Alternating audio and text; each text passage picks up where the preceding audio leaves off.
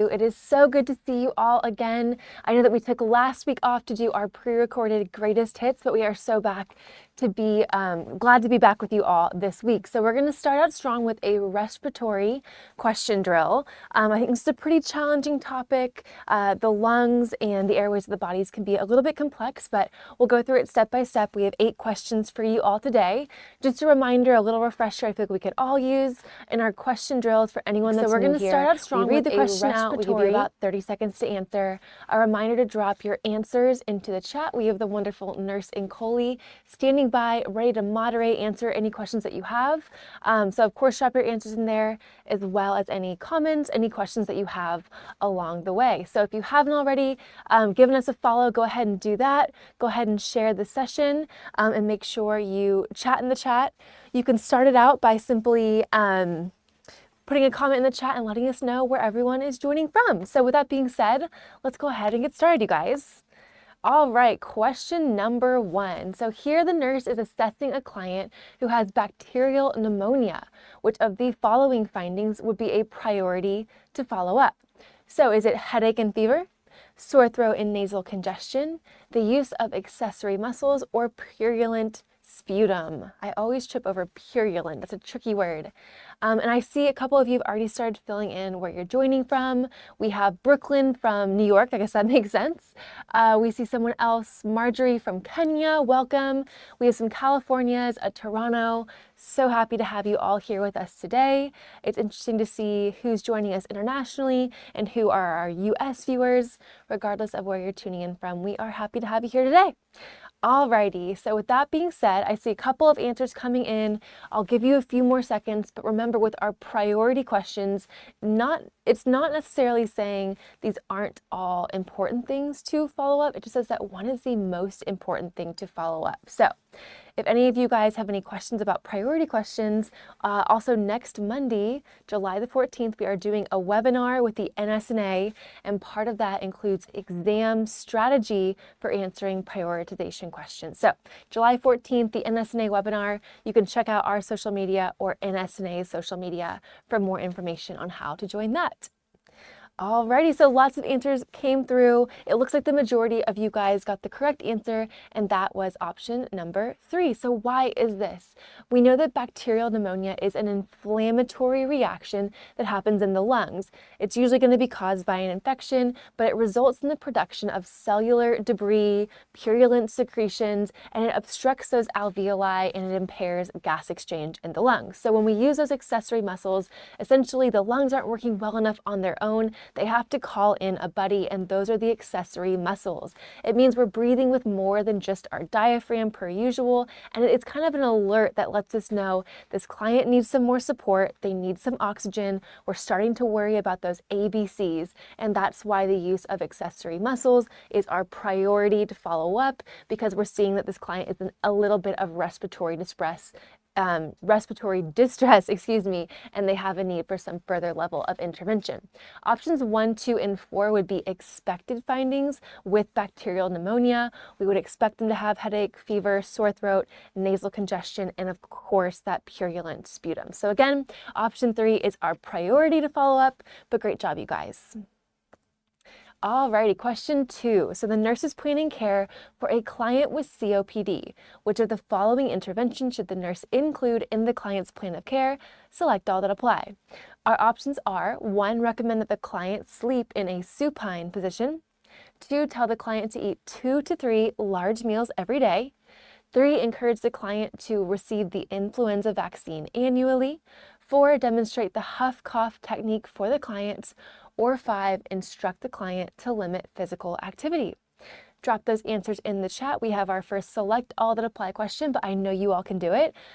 Speaking about that NSNA webinar, we're also going to be covering select all that apply exam strategy, or SADA questions as we call them, with our 4th NSNA webinar of the year. That's going to take place this upcoming Monday, July 14th from 11 to 1 p.m. Central Standard Time.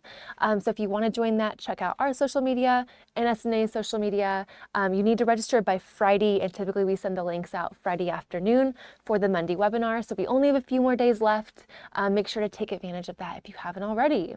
We've had a lot of requests lately for more resources on exam strategy, test taking stuff, and this is how we are choosing to cover it. So I hope you guys join us. We would love to see you. Alrighty. So I see lots of answers coming in, and it looks like you guys are kind of getting a couple of the right ones, but maybe mixing in a few incorrect ones with it. So let's go over this one in a little bit more depth. So our correct options were just 3 and 4, so only 2 correct options here. Remember, it's following intervention should the nurse include in client's plan of care.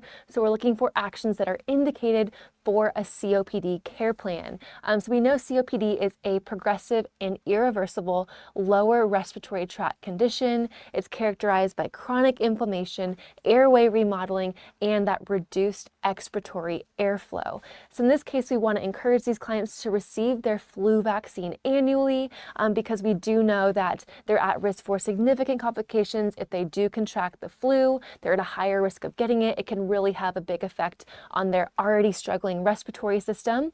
They don't have respiratory infrastructure essentially to be able to manage the flu like a healthy person would be able to. So we want to make sure we're taking precautions here and getting that yearly flu shots. We also want to make sure they demonstrate the huff cough technique. So in this case, another note about clients with COPD is that they develop ineffective coughing patterns due to the weakened muscles and narrow airways that are prone to collapse under pressure. So we should teach our client how to huff cough as the ideal way to help clear out those secretions that we see. Huff coughing is a low pressure cough to loosen up and help clear and expectorate those secretions. So to do this, the client sits upright, they inhale deeply, and they perform a quick and forceful exhalation that's going to make a huff sound, hence where it gets its name, and hopefully helps to expectorate those secretions in the airway. So 3 and 4 are indicated, 1, 2, and 5 were incorrect. So why was this? We do not want them supine or flat. A lot of these clients also will not want to be flat. We're going to keep them in more of a semi-Fowler position. Option 2, eating 2 to 3 large meals a day. This is going to really tire them out. They're already having that struggling to breathe a little bit. When they eat big meals, it's going to be harder for them to breathe throughout a really big, large meal. Ideally, we want them to snack throughout the day. This is going to be a little bit more manageable for them, help them to get less tired. So we're doing snacks throughout the day. We're not doing 2 to 3 large meals. And lastly, 5, limit physical activity. In reality, we want them to keep them moving around a little bit to the most of their abilities because we don't want them sedentary. That puts them at risk for DVTs. And also when they're sedentary are at a bigger risk to develop pneumonia, which can really affect these COPD clients. So 3 and 4 were our correct options. Way to go, you guys. All right, question 3. The nurses attended a staff education program about cystic fibrosis. Which of the following should the nurse recognize as a complication of cystic fibrosis? So another select all that apply, but what of these are going to be complications that result from cystic fibrosis? Drop those answers in the chat and let us know what you're thinking. If you guys have not already, go ahead and visit uworldnursing.com. This is kind of our home base for all of our nursing social efforts. You can get a link to our free trial. You can get a link to our product. You can see our full calendar of all of these live sessions we do. We go live 7 times a week, 5 days a week. So we have a lot of lives for you all. It's too many for me to say now, so visit uworldnursing.com. You can see our full calendar of times, topics, and channels that we are going to be going live, so you never miss a topic that you want to see us present on and explain a little bit more about. All right, keep those answers coming. You guys are doing great so far. Awesome job. All right, and it looks like I'm seeing a lot of correct answers filter in, so let's jump to our correct options. This was kind of tricky, but we have a lot of correct options here, 1, 2, 4, and 5, so everything except for 3. Cystic fibrosis, or CF as we'll call it for short, is a genetic condition. It causes the thickening of mucoid secretions, and that is where we see the reason for all of these different complications. It affects a lot of different body systems. It can affect our reproductive, respiratory, and digestive tracts. So we can see complications of CF include malnutrition because of malabsorption of nutrients in that GI tract. We can see osteoporosis result as a complication of that malnutrition in these clients. We also know that it's difficult for these clients to breathe, meaning that exercise may also be difficult for them. Exercise, lifting weights helps to maintain bone density, and without this, they're more likely to contract osteoporosis. So we have malnutrition, osteoporosis so far. In terms of diabetes, we can see pancreatic injury from those thick mucus secretions that are the hallmark of cystic fibrosis. This can eventually lead to insufficient insulin production and alterations in the body's blood glucose. In the initial stages, glucose is typically normal when fasting, but elevated after a glycemic load.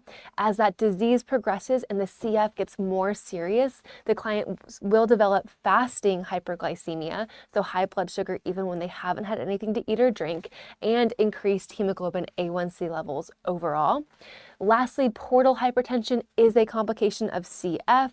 This is going to mainly deal with the fact that CF can lead to liver disease that can eventually progress to cirrhosis, which essentially is the hardening of the liver. This hardening is going to cause pressure to increase in the portal vein, which is the main vein that feeds the liver, and this is why we see portal hypertension. So again, 1, 2, 4, and 5 were our correct options. Option 3, uterine fibroids, is not necessarily connected to CF. CF can cause infertility, but it's not associated with fibroids. So 1, 2, 4, and 5 were our correct options. Way to go, you guys. Alrighty, halfway there. Question 4. The nurse is checking a client who has a chest tube attached to a closed chest drainage system. Which of the following findings would be a priority for the nurse to follow up? Is it serosanguinous drainage in the collection chamber, crepitus around the tube insertion site, titling in the water seal chamber, or collection chamber attached to the head of the client's bed? So make sure we're noting it's a priority for the nurse to follow up. A follow-up question is looking for an incorrect answer option. What is the answer option that we see and say this needs further intervention? We have to follow up on this. Maybe something is unsafe for the client or there's an incorrect medication for the client, but we're looking for an incorrect option will be our correct answer here. Alrighty.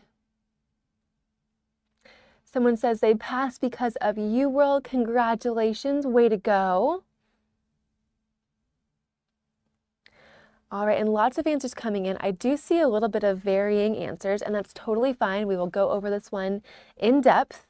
But lots of answers streaming in. Way to go, you guys. Also, another reminder, at uworldnursing.com, you can also register for our question of the week. Many of you may already see, if you're on our social media channels, that we do a question of the day on our social channels every single day. We also have a question of the week feature. You can sign up at uworldnursing.com, and it puts a question right into your inbox every single week, which is just more opportunity to get acquainted with the UWorld product, to study a little bit more for your NCLEX. Again, we're providing a lot of these resources for free, so make sure you take advantage of them. Karen says she's not sure with her answer. No worries, we will go over it in full. I think respiratory questions are a little challenging, a little tricky, so no worries. If we're confused, we will straighten it out in the explanation section. Alrighty, so it looks like the majority of you guys are going to go with option 4, and good news, you are spot on. So we don't want the collection chamber to be at the head of the client's bed. This would be incorrect. We never want it to be above the lungs because we want it to drain to dependent drainage. We want to use gravity in our favor to help drain that contents into the collection chamber. We can't use gravity if that collection chamber is above the lung where the chest tube is attached. It needs to be below. So option 4 is incorrect. It requires follow-up. Therefore, that is our correct option. So I know that can be kind of tricky, but always the greatest thing to do whenever you're answering any NCLEX question is slow down, and before you read the answers, make sure you know, is this positively worded? Am I looking for correct options? Or is it negatively worded? I'm looking for incorrect options. So again, option 4 was our correct option. Way to go, you guys. Question number 5. The nurse is assessing a client who is experiencing an acute exacerbation of asthma. Which of the following findings would require immediate follow-up? Go ahead and drop those answers in the chat. Our options are abrupt discontinuation of wheezing, the use of accessory muscles, non-productive cough, or difficulty speaking. Let us know what you guys are thinking.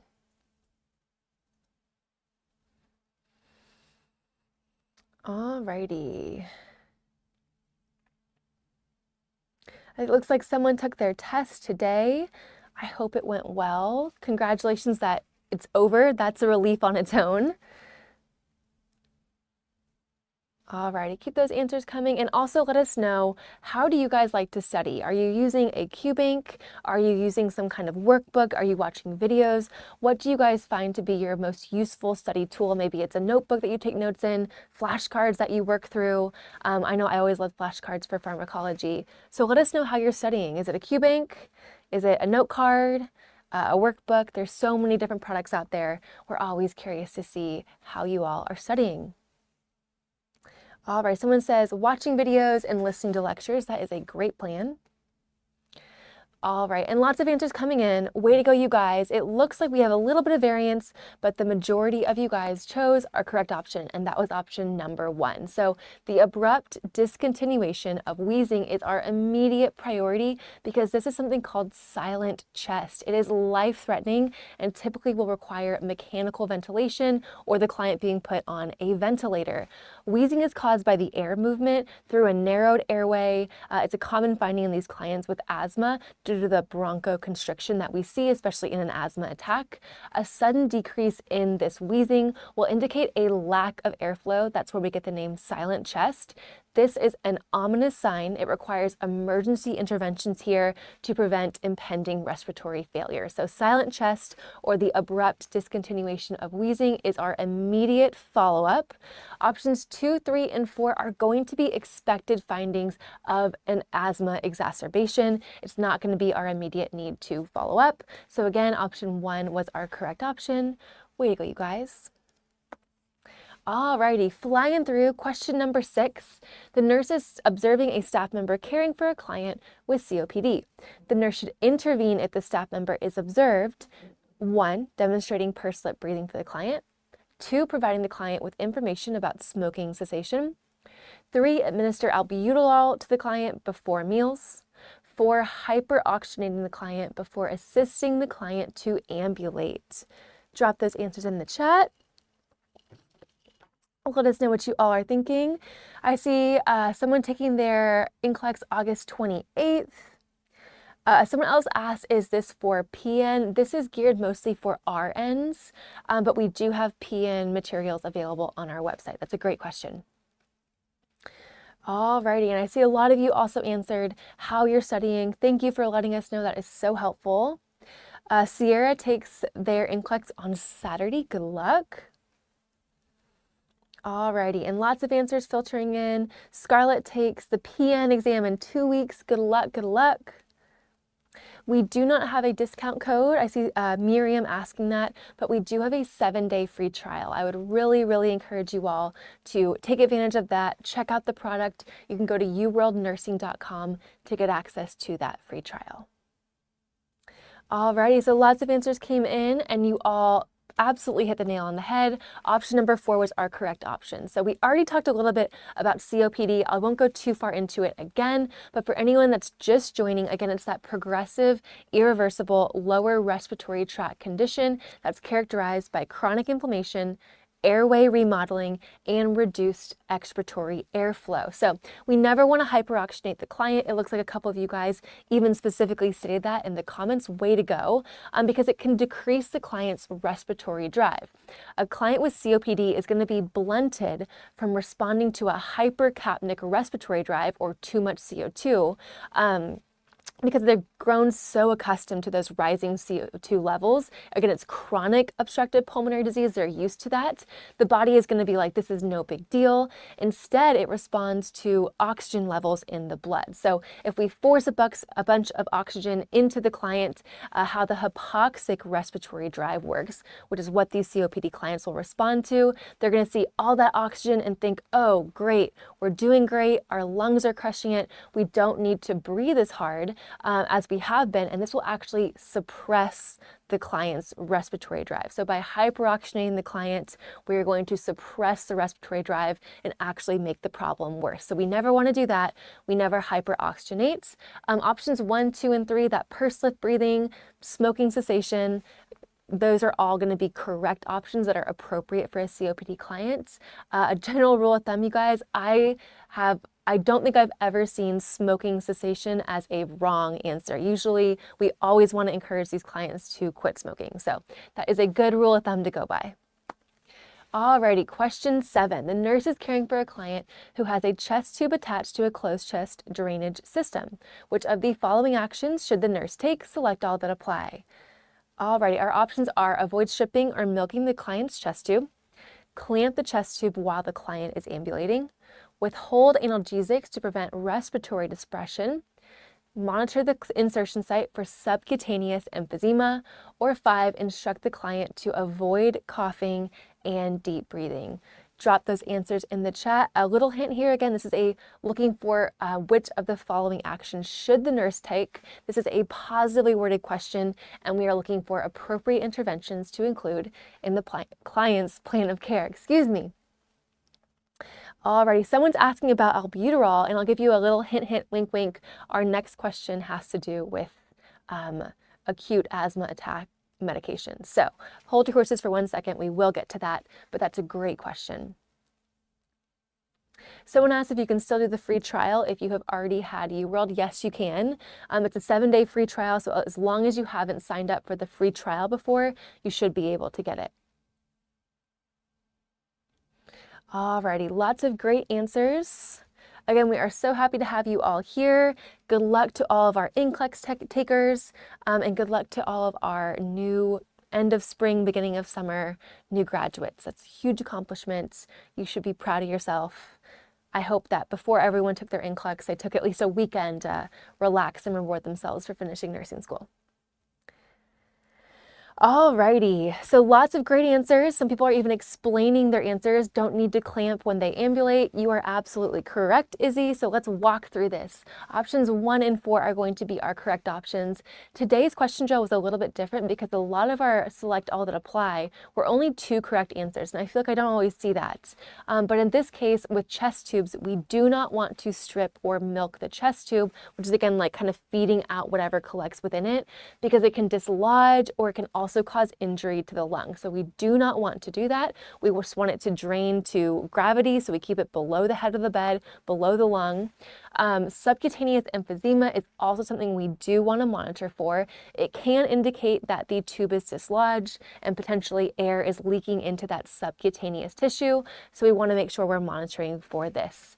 So 1 and 4 were our correct options. 2, 3, and 5 were incorrect. So option 2, we never clamp the chest tube. This can cause a pneumothorax. This defeats the purpose of what the chest tube is trying to achieve. So we never clamp. Option 2 is incorrect. 3, withhold analgesics. I don't know if you guys have ever maybe been in clinical and you have worked with a chest tube patient. They are very, very painful. We do not want to withhold analgesics from this client. We would simply monitor the respiratory drive, monitor their respirations. Option 5, instruct the client to avoid coughing and deep breathing. We want to make sure that they do this. We want to heal that lung. We want to move any secretions and help work to expectorate them as well. So again, 2, 3, and 5 were incorrect. 1 and 4 were our correct options. Way to go, you guys. Alrighty, question number 8, our final question. The nurse is caring for a client who is experiencing an acute exacerbation of asthma. The nurse should prepare to administer. Is it albuterol, salmeterol, fluticasone, or montelukast?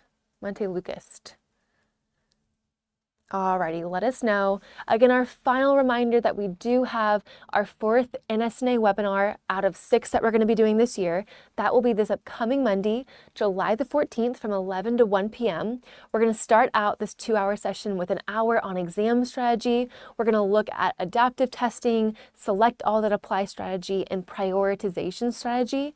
We had a lot of priority questions in today's question drill, so if you guys felt that you struggle with that a little bit, this would be great practice. We're going to take a quick break and then we're going to jump into an OB lecture and corresponding questions. So again, next Monday, July 14th, don't miss out. More information and registration links are available on our social media at UWorld Nursing, as well as in SNA's social media. Alrighty, lots of answers coming in. I see some back and forth in the chat, so let's go over this one. Our correct option is number 1. Albuterol is what we want to give. We want a fast-acting medication in terms of an acute exacerbation of asthma. We want to give a bronchodilator like an albuterol, which is a nebulized, short-acting beta-2 agonist. This is going to help open the airway, improve hypoxia, and keep this client breathing. So option 1 was our correct option. This is the medication that we should prepare to administer. 2, 3, and 4 were incorrect. So salmeterol is used to prevent asthma attacks, not used in the treatment of acute exacerbation. It's more of a maintenance med. Option 3, fluticasone, kind of the same thing here, inhaled or systemic corticosteroids like a fluticasone or a methylprednisolone tablet or injection is going to control underlying inflammation. That's a lot of what steroids do. And corticosteroids take much longer to take effect, to show effects. We're not going to use it in a fast-acting need like an acute asthma attack. Lastly, for montelukast is a leukotriene inhibitor combined with a SABA and a corticosteroid inhaler. So altogether, montelukast can provide long-term asthma control. However, it's that more long-term maintenance medication. It's not used in the acute treatment of an asthma attack. So option 1, albuterol was our correct option. Way to go, you guys. Thank you so much for joining. If you have any questions, you want to learn more about our program, go to uworldnursing.com. We are so happy to have you here, and come back and join us again with Nurse Andrew at 7 p.m. Central Time tonight. Thanks, guys.